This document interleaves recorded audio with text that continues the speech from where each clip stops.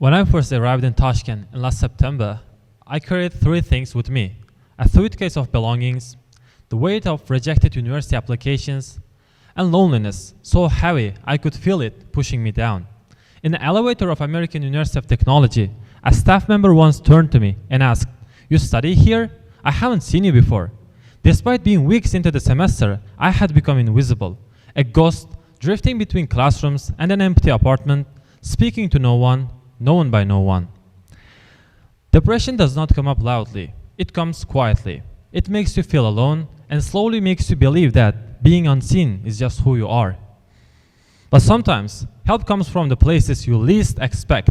For me, it came in a form of small white ball, a wooden paddle, and the rhythmic sound of ping, ping, pong, the game of ping pong that would ultimately rebuild my world. My story begins in Fergana, a valley nestled among mountains, where I grew up counting my friends on one hand. Moving to Tashkent was a shock. I felt completely out of place, like I was watching my life happen around me. The distance between my hometown and the capital felt immeasurable in more ways than just geography. In first months of university, I perfected the art of invisibility, arriving just before class, leaving immediately after, my presence unfelt, my voice unused. One day I walked past an open door and heard a familiar sound. It was the sharp rhythm of ping pong. Inside, students were laughing, they were competing, and just having fun.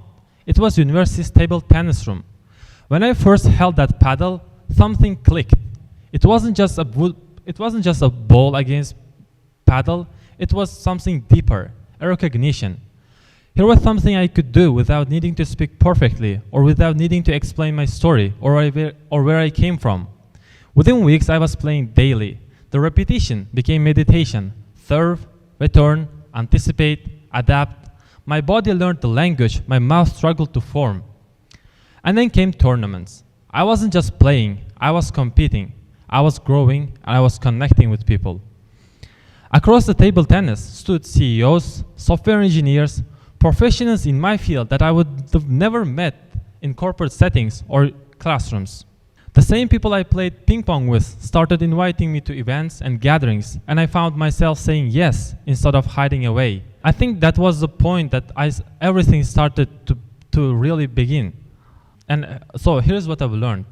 The real connection does not happen in places that are meant for it, like orientation programs, formal meetups, or let's say like webinars or some things. They happen in unexpected places, like when we share what we love, when we play, when we fail together and keep going. That's where we really find each other. So I offer you this challenge.